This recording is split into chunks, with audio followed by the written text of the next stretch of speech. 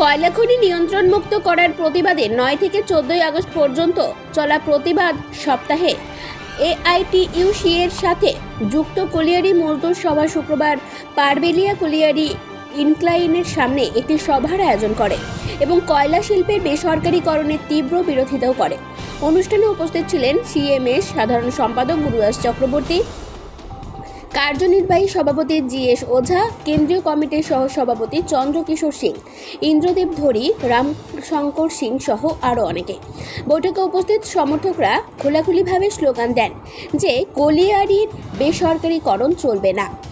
CMS এর সাধারণ সম্পাদক গুরুদাস চক্রবর্তী জানান, কেন্দ্রীয় সরকার জোর করে কয়লা খনিগুলোকে ব্যক্তিগত হাতে তুলে নেওয়ার শুরু করেছে। আমরা দেখছি 75% কয়লা খনি বেসরকারির হাতে চলে গেছে। এমডিও ও রাজস্ব ভাগাভাগির মাধ্যমে অবশিষ্ট অর্থ তাদের দেওয়া ষড়যন্ত্র চলছে। তিনি বলেন, অনেক রক্তপাতের পর আমরা বেসরকারি মালিকদের কাছ থেকে এসব খনি পেয়েছি।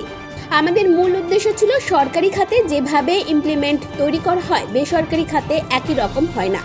তারা কম টাকায় বেশি কাজ নেয়, শোষণ করে এবং শুধুমাত্র নিজেদের লাভ দেখে। অতএব আমরা সারা ভারত থেকে সমস্ত কর্মচারীদের পাশাপাশি ইউনিয়ন এবং আঞ্চলিক জনগণকে একত্রিত করে এই বেসরকারীকরণের বিরুদ্ধে একটি ঐক্যবদ্ধ লড়াই উপস্থাপন করতে চাই। আমরা সেটা শুরু করেছি।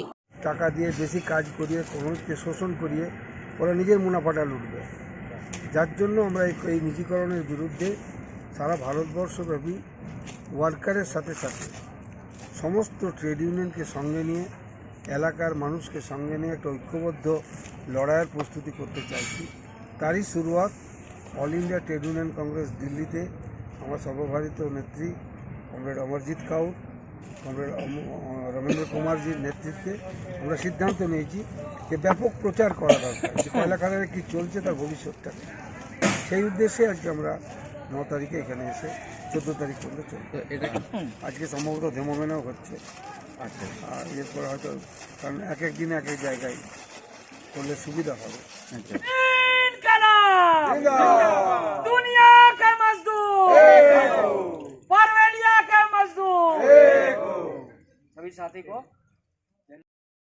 নিতুরিয়া থেকে সঞ্জয় যাদবের রিপোর্ট, 99 নিউজ বাংলা।